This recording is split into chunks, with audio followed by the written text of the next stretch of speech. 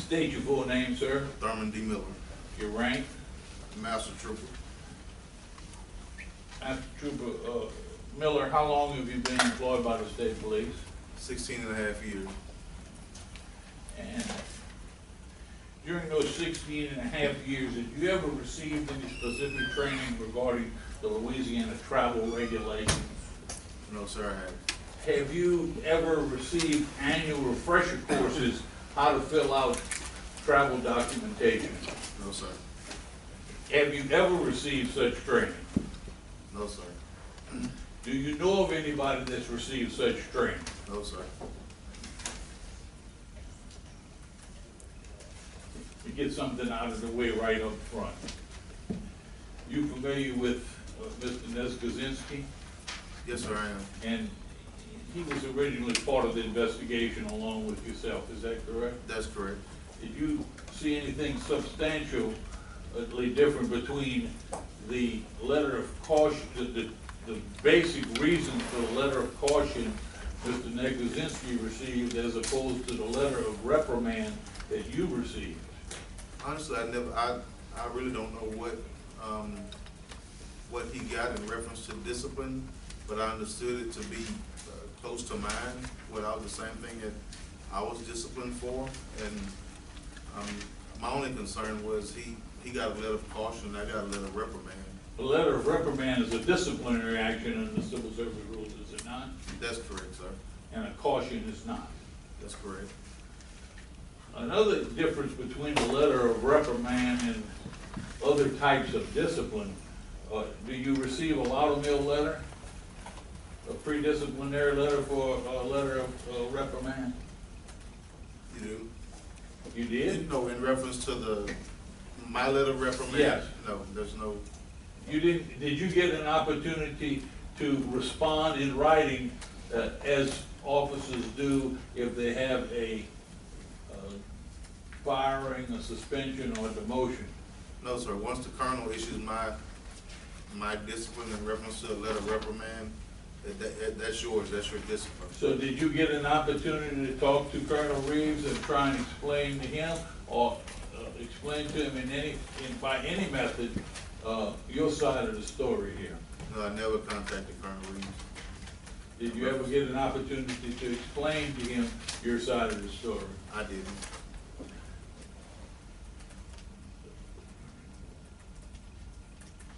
Were your time sheets ultimately approved for the second time sheet you submitted? Yes, sir, it was. And was your expense statements ultimately approved? They were. And was your LaCourt card ultimately approved? It was. Did you work the hours? Did you work the hours specified on your time sheet, the second time sheet, sir? I did, sir. There was some question in the Office of Legal Affairs has raised repetitively the question about your activities on Friday in San Diego when you weren't registered at the SPOS conference. Despite being not registered for the SPOS conference, did you attend the SPOS conference throughout the day on Friday, which was, I'm starting to get confused. Any event? The 14th? The 14th. 14th. Yes, sir. I attended functions all day that day. Would you tell this commission who you attended those functions with? Colonel Doopey, Colonel Edmondson, Major Williams, and some of them with Lieutenant Hyatt. The entire day, did you do anything other than attend those functions during the time limits of the functions? I mean, from 8 o'clock to 5 o'clock, or whatever it was at the time. I worked that day. We stopped for lunch when they broke for lunch. I'll just tell you how it is. I don't do carbs, so everywhere we would go is like a burger joint, or there's fries and burgers. So I would kind of bypass everything and try to find something to eat. So I would break away and go find a bite to eat. But on this day, I ended up eating a burger wrapped in what you call lettuce. We took like an hour break to eat at a Hodad's or something like that. but I didn't like being at the place, but that's the only time that I left the location and, you know, broke away was that time I went to eat at that restaurant. And tell us some of the things you did with the colonel, the lieutenant colonel, did you also attend any exhibits with Captain Gravia? I attended exhibits a couple of times that day because they were all lined up like this. The way it's set up is kind of strange. If you wasn't there and you can't like see how it was set up, I really can't explain it to you, but they had a lot of exhibits across, which they say across the tracks, so that's what I said. They had a lot of exhibits across the tracks, and then you had the big hotel in front, and then you had another small location, you know, right here to your left, which is where I was most of the time, because you had IACP and you had SPOs, and they were both in one building on the, all you had was a little hallway, so you could come out of one door and go in the other, and that's what I've done. I would come out one, go in the other. I'd go across the street to the hotel and, you know, go into those and come out. I'd go do exhibits, whatever he said do, that's what I would do. Were you getting instructions on what to do throughout the day, or generally instructions in the morning as to what you were supposed to do? Honestly, so I was getting too many instructions because I was beginning to get confused because I was, you know, it was go here, go there. So, yeah, I was getting a lot of instructions. Did you work all day that Friday? I did, sir. And did you claim any time on your time sheet, sir? I'm talking about the second time sheet, that you didn't work. No, sir, I didn't.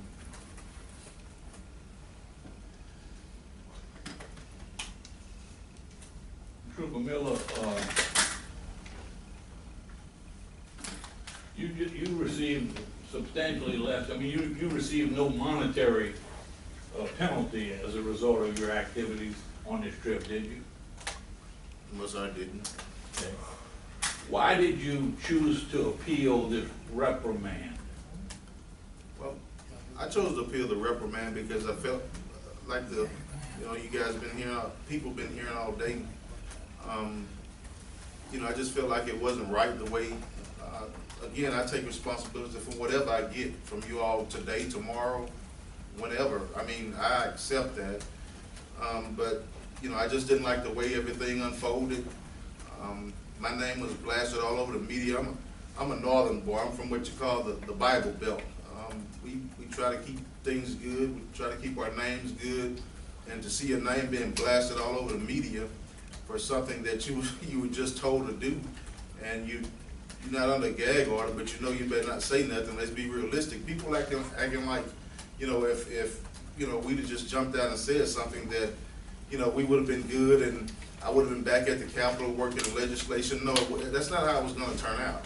I was going back home regardless, and I was good with that because it was time for me to go back home. I had done what I needed to do in Baton Rouge, but the way all of the stuff unfolded, it just really hurt me. My son had to see it on TV. I mean, I couldn't take it. I said, no, I just, even if I don't get anything out of here, I want you guys to hear my side of this story, and that's why I'm here. Did you knowingly and intelligently submit any false documentation, sir? I would never do that, no.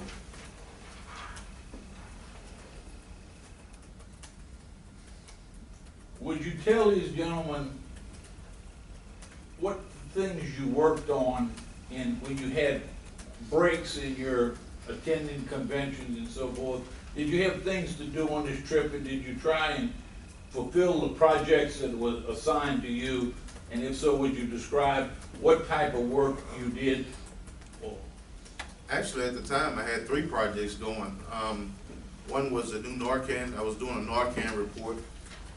I was doing the scrap metal report, and I was tasked with taking care of the security side and working on some legislation for the National Black Caucus Convention, which was being held in New Orleans. So I was the OIC, so I had to, you know, I was trying to get all that stuff taken care of. I left my laptop in my unit. I had, scrapyard is just what it is, it's scrapyards. So, I mean, I had a lot of papers because I Googled a lot, and I just had everything, so I was just trying to put all this stuff together. But when it came down to the scrapyard, that was my biggest issue, and then Lieutenant Hyatt, the entire time I was there, he would always ask me, like, where you at on this, the report, and where you at on this, and the colonel would even ask me, where you at on this. So within our agency, you can't be stagnant. If the colonel right now asks me where I'm at on a project that he's giving me, I'm not gonna tell him I'm in the same place I was yesterday. I'm gonna be in advance in that project. So you have to keep moving, you know. Whether you lose sleep or not, you still have to get it done. Were there evenings when you spent hours working on reports? Sir, I spent a lot of hours working on those reports. Hours I didn't even think about claiming. I just, you know, it's part of the deal. I needed to get it done. I'm gonna take you back. I'm not gonna go through each location like we did with Rodney. Hopefully, these gentlemen have heard enough of that. But I am gonna take you to the first day. Did you know you were going the northern route when you drove from Natchitoches to Baton Rouge that morning?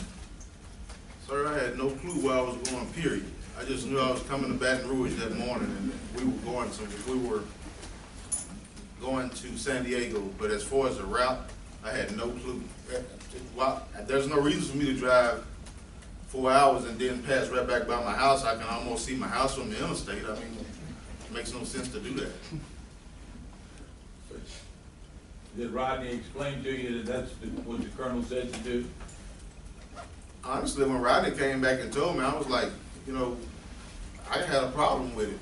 I almost snatched my stuff out, but you know, he was like, he just told me what to do, Thurman, what was I to do, and that's how we done it. He had just gotten, because actually myself and Major Williams went to the cafeteria door, and I looked in the door, and I saw them at the table, so I just, you know, we left, we turned around. It wasn't no reason for me to be there. That's how I know Rodney was at the table talking to the colonel.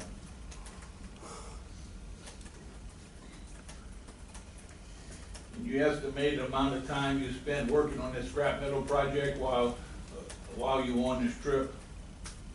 No, sir, I can't do that. Were you ever told that you needed to keep a record of which classes you attended, which exhibits you visited? Were you ever told that you would need to be able to report that to anyone, or it was necessary for you to keep an accurate record of your time, hour by hour, day by day? No, sir. When y'all got back to Baton Rouge, you heard Rodney testify that y'all talked a little bit about getting your time straight, right, and your expenses straight? That's correct. Was that something you had done in the past when you go on a trip with other people? Yes, sir. Was that sort of standard procedure for you?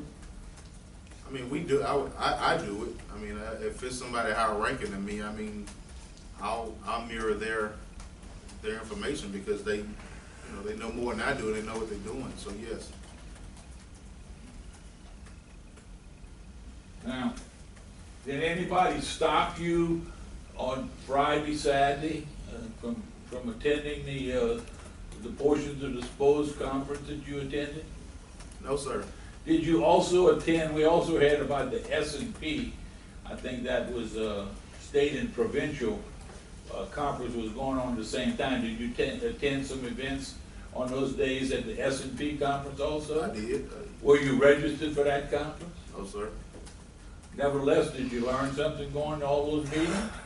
I tried to. I learned a little bit. I did. My thing with just going to the classes was I'm paid to be at a conference. I mean, what was I to do? I mean, I couldn't just sit somewhere and not do nothing. I had to go produce, be seen, and do what I was supposed to do. As a matter of fact, since you bring up that be seen, were you instructed to be seen?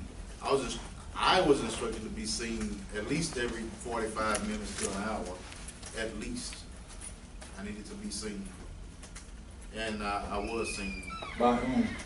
By the colonels and all of the members that were, troopers that was at the conference. I want to take you to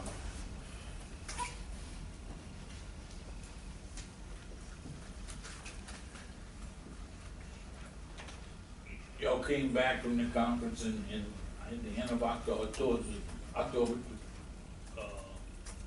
20th, 20, something like that, 20th, I think.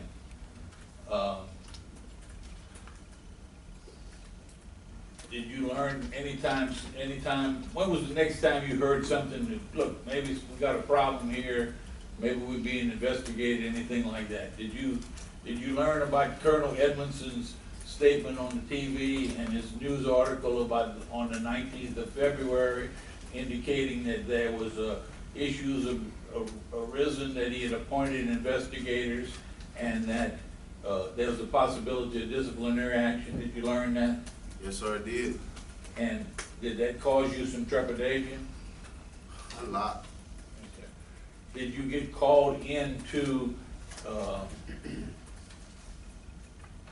meeting in Major Flincham's office where the door was closed and it was you, Captain McClendon, and Major Flincham?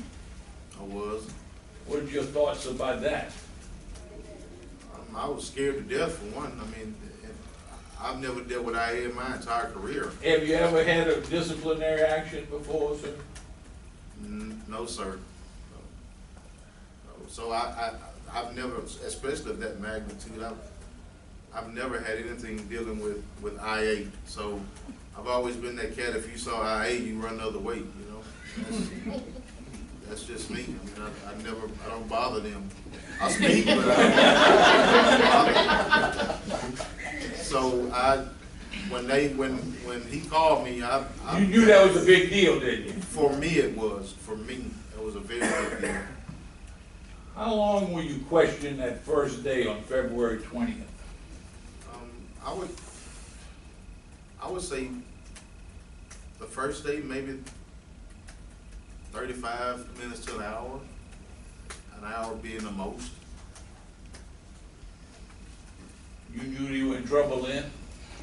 Well, again, when I hear IA, I feel like it's not good. So yeah, I felt like I had a problem.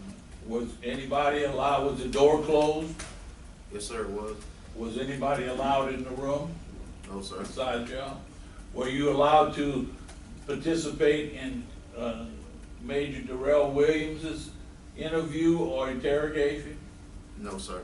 Was anybody else, was Rodney allowed to participate in yours? No, sir. Y'all were one-on-one, weren't you? Correct. In a closed room.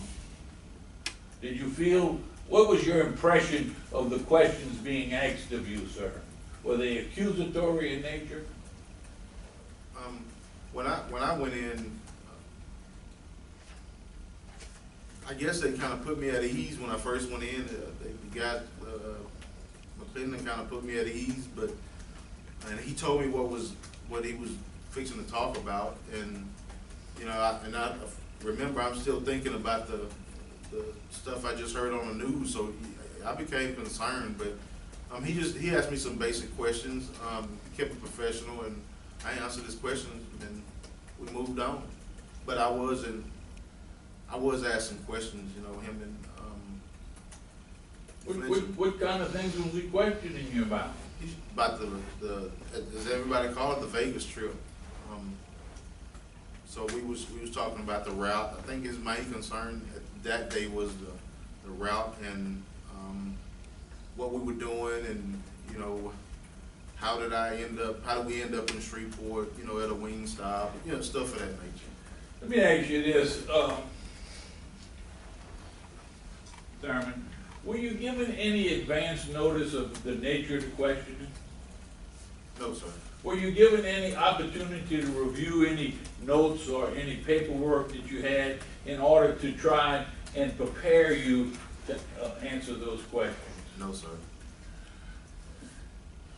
Were you given an opportunity to be extemporaneous, just say what you were thinking, or were you given question, answer, question, answer, question, answer?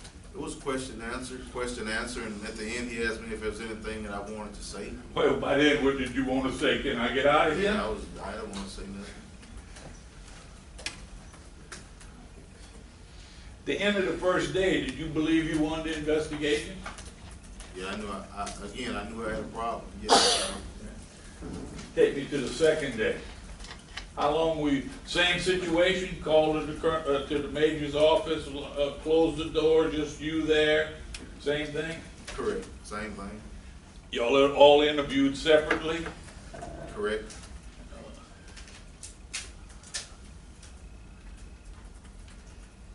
Tell us about your questioning that time.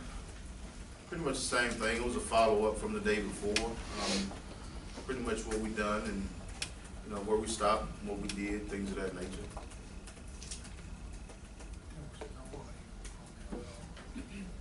How long were you questioned the second day? The second day wasn't as long as the first day, I don't think. I think the second day may have been about 40 minutes. Did you feel that the questions were couched in such a way, you understand the distinction between direct examination and cross-examination? Do? Were you being cross-examined or were you being examined? I was being examined. You were. He was just asking me direct questions. Okay. And from the tenor of the questions, did it confirm to you that you were under investigation? Yes, sir.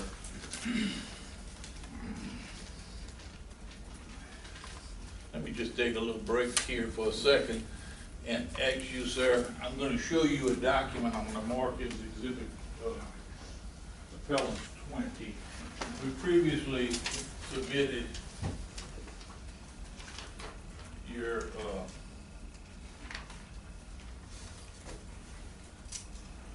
planning and evaluation documents.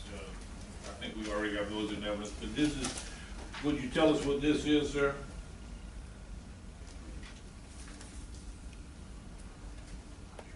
Yeah, these are state police awards. And does this accurately reflect, I think I'm on 20? Yes. I'm going to mark for identification the awards list provided by the Office of State Police to us in response to my subpoena.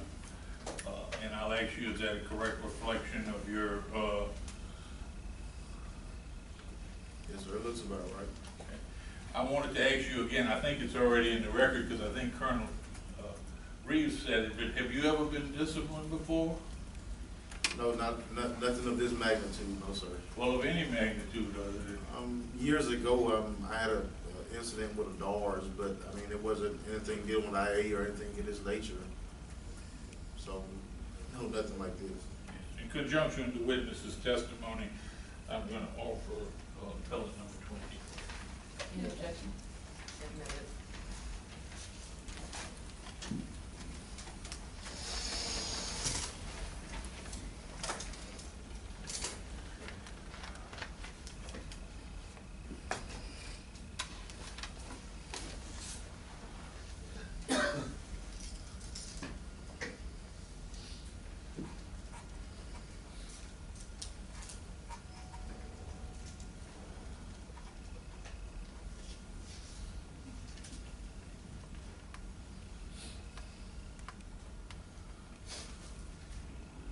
Did you make a reimbursement in this matter? I did. Almost $1,000, $990 some dollars? That's correct. Okay. In doing that, did you intend that to be an admission of guilt on your part? No, sir, I didn't. Did you feel like you were guilty of anything, that you had knowingly or intentionally done anything wrong?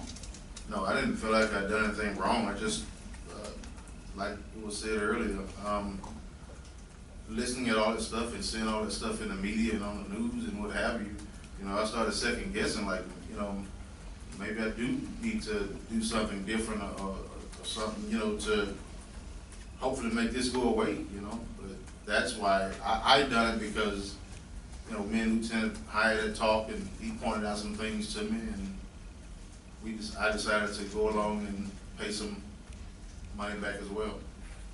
And you paid back some meals and you paid back some overtime. I think it boiled down to everything that was off the route. I think it was everything that was off the route.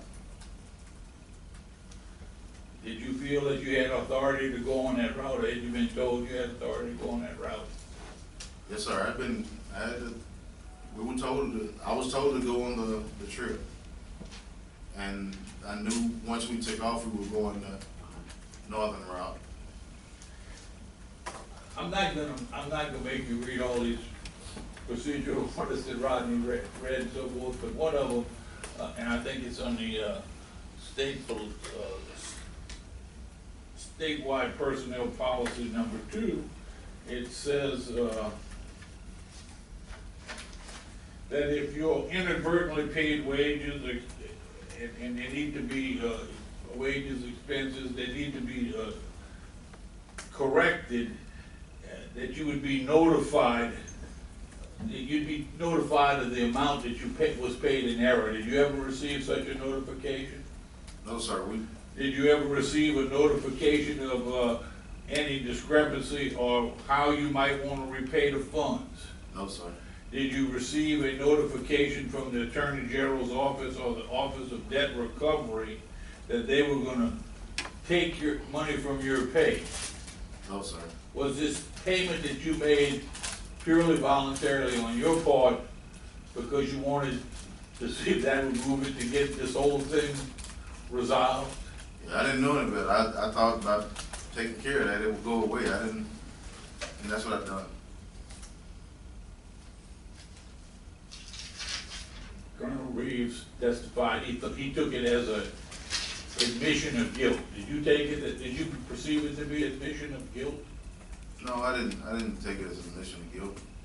Do you take it as admission of guilt today? No, sir. Do you still believe that you did what you were entitled to do based on the information that you had? I did. And did you knowingly and intentionally violate any rule? I would never do that. No.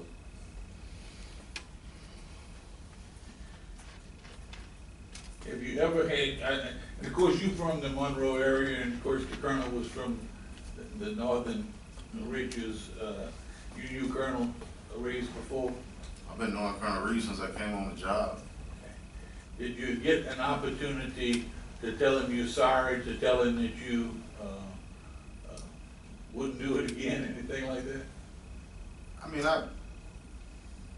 Colonel Reeves always talked to me when he see me. I mean, nothing has changed. I just never brought that up, and I never went there with him as far as what was going on with us and this situation. But no, I never approached any of them with the Lieutenant Colonel.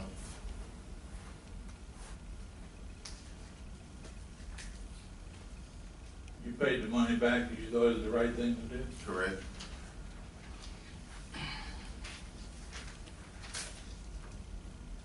Mr. Miller, if you would answer, take it, Ms. Oakland's question. Why don't you answer Ms. Oakland's question? Yes, sir. Just have a couple of questions for you. When you spoke with Captain McClendon and Major Flincham on 220 or 221, were you ordered to answer the questions? No, ma'am.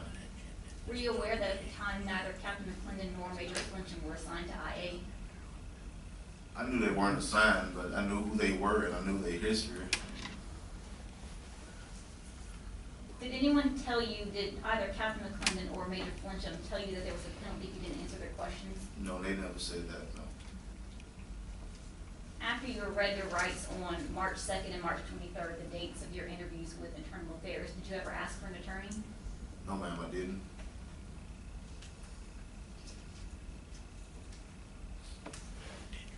Did either Captain McClendon, Major Flincham, or anyone else tell you not to talk about the conversations you had with them on February 20th or February 21st? The two initial conversations, no, they didn't say I couldn't talk to them. At any time, did you ask either Captain McClendon or Major Flincham to stop asking you questions on February 20th or February 21st? No, ma'am.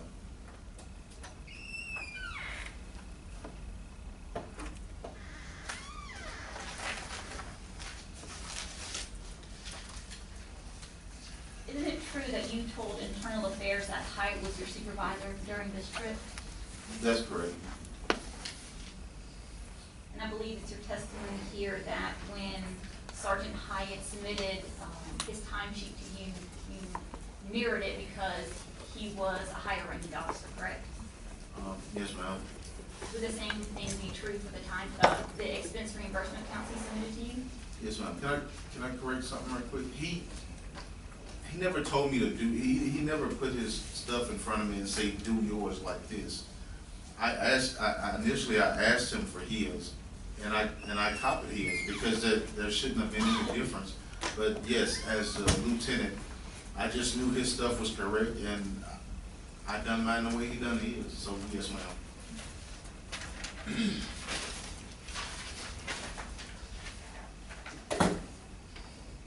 Isn't it true, though, that you told Internal Affairs at the time you claimed on your travel days on Monday and Tuesday and Wednesday were not correct, though? Yeah, after talking to them, yeah, as far as it was, when we did start doing the average thing, no, that wasn't correct. And isn't it your personal responsibility to make sure that the time entered on your timesheet is accurate? It is, ma'am.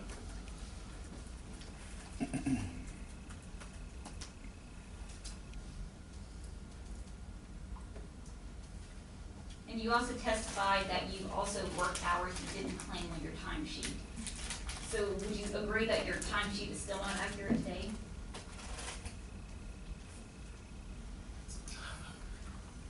I mean, I guess it's not, ma'am.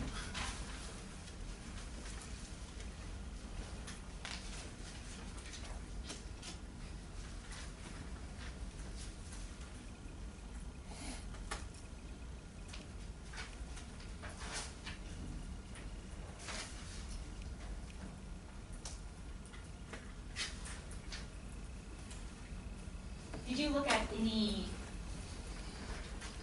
regulations or FLSA policies prior to submitting your first timesheet, or did you look at any of those kinds of regulations? Ma'am, I didn't. Would you have answered the questions that Captain McClendon and Major Flincham presented to you on February 20th and 21st if you've been provided with any more information? Okay, so the objection is speculative. That's suspended.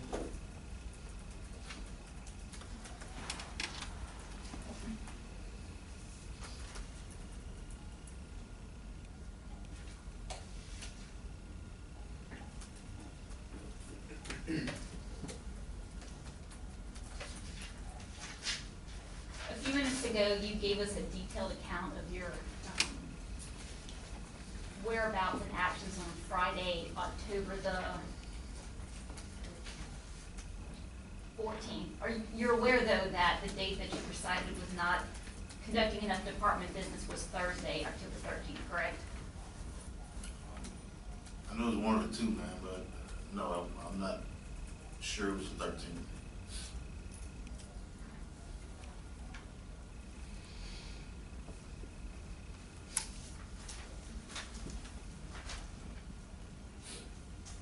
I'm going to point you to, if you could flip to Exhibit J73.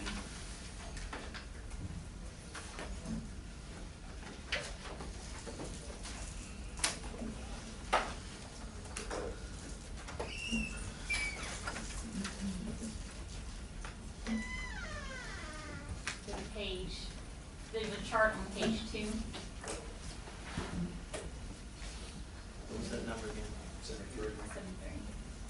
I'll point your attention to October 13th, 2016. The total hours, there's a footnote 4. See that? Okay. If you go to the next page, and I'm going to apologize, it's really, it may be hard to read. Could you read what's placed in footnote 4?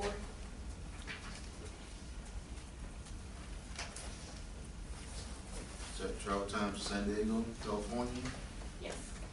Travel time to San Diego, California, and work-related time in San Diego, deducted 1.5 hours, which group incurred to go to Las Vegas, and 2 hours for activity not accounted for. And that's for Thursday, not Friday, correct? Mm-hmm.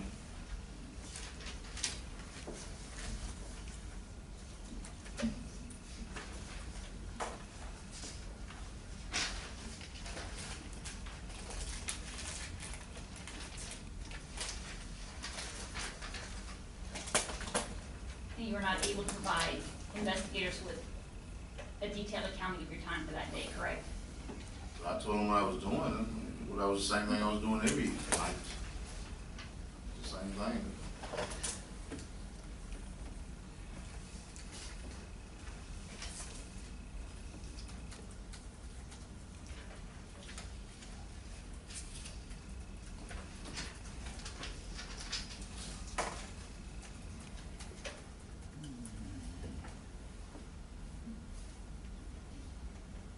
I don't have any other questions for this witness. Thank you.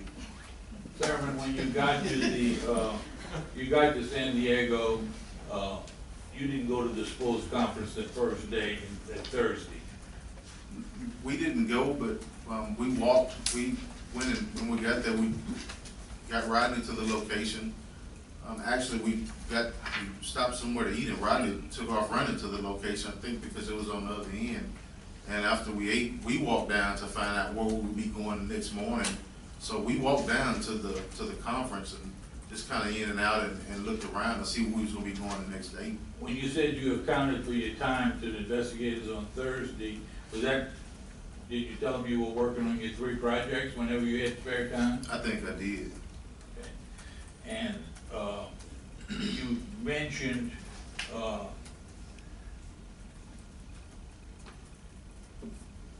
the timesheet might still be inaccurate.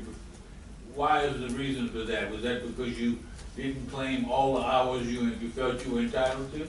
That's correct, because we done the average 12 hours.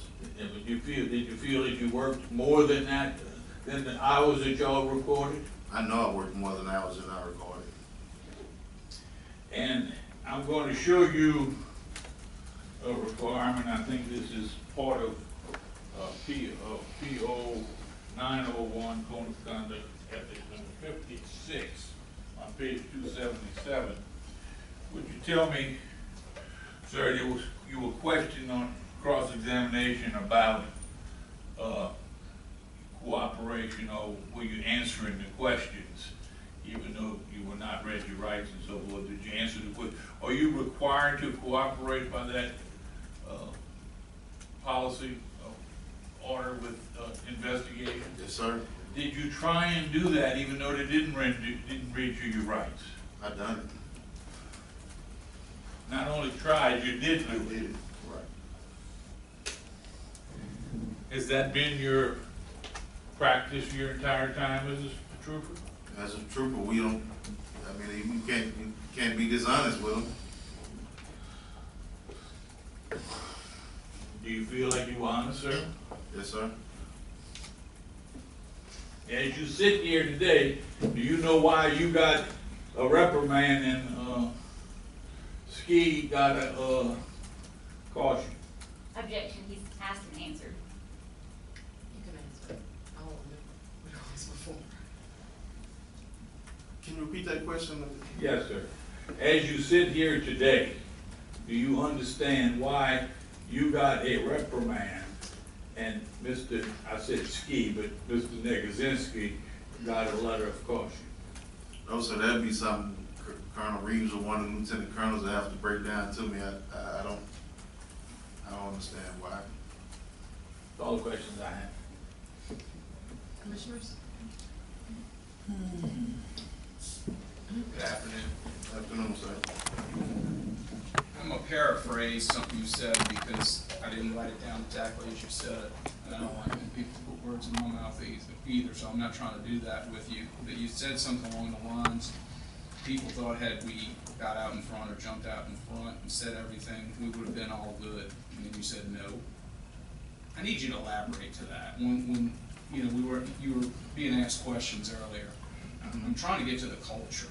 I'm trying to get to what was going through your mind when all this started. The reason why, you know, you're reading something in the paper, Colonel Edmondson says something, what many have testified here to is exactly opposite of what happened. Well, I'm glad you asked that question, sir, to be honest with you. The entire incident has been, you know, terrible for myself, and I'm sure for the other guys in the department, everybody involved. But as for myself, I've never been into any trouble. I'm an high school, ex-college athlete. You have a great name up north where I live at. I participate in everything, and when you have people calling you, you know, because they see something like this on the news and they telling you, we know better, this is not you, and so forth. And then, of course, you know, I'm sitting here looking at everything and I'm thinking to myself, you know, wow, I mean, I was told to do this, and now one day I was a decent guy at the compound, and now I'm like, feel like I'm the lowest thing on the compound because my name just been dragged through the mud. I mean, what man doesn't want to protect his name? If he doesn't, he's not a man. So my whole thing was, even in paying the money back, I was just trying to, you know, take care of it. I just wanted it to go away because I've never been in anything like this before in my entire life. So I didn't like the attention, that negative attention, because I don't do negative energy. I'm positive. So I didn't like the negative attention. I felt like Colonel Reeves was coming in, and I've been knowing him, like I said, my entire career. And I just thought I'd try to, me and Rodney, we said, well, let's try to jump out ahead, be proactive, and, you know, just pay the money back. I mean, we did take the trip, and he's not owning up to it. The person that told us to take the trip, he's not owning up to it. So we got to do something. And that was, he and I, we discussed it, and all of us discussed it honestly, but I went ahead and paid the money back, and so did Rodney. And initially I didn't want to pay the money back because I was thinking to myself, the same thing that's going on in this room right now, you know, am I going to look guilty if I do this?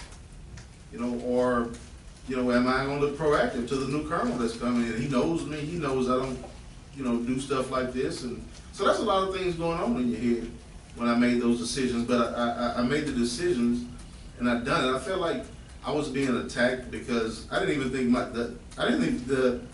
I don't even think this was about us. I'm just gonna be honest with you. Since you asked me that question, I don't think this was about us. This wasn't about us. This was about Colonel Edmondson. I mean, we just happened to be working under him doing some stuff. I mean, I guess people thought, you know, we were all best friends, but I wish they could be in the room. You know, they know it wasn't like that. It was all business. I was president of the Central State Troopers Coalition. My job in Baton Rouge was to help pass legislation, do my best to keep a nice relationship with the black caucus, and try to get legislation moved within and for the state police. And that's what I was doing. So you go from being somebody and doing what you're doing to, hey, you going back up north next week, you know, in which they didn't do me like that, but at the end of the day, that's how, you know, that's how it was. Okay. Let me ask you something about your normal work processes. There's some going back and forth about your timesheets, that you worked more than what you wrote down. Technically, that's a violation. I understand that. In your normal process of work, and the work you've done since you've gotten off of the road, in your normal work, do you take work home? Do you work at night? Do you work on weekends? Yes, I'm not sir. saying sit down and actually log your time and all, but do you work? You do? Yes, sir. You always claim your time? No, sir. Is that common practice with people in the state police service? Yes, sir. Okay. You think the majority of people that are working claim every minute and every hour? They don't. Okay. Questions?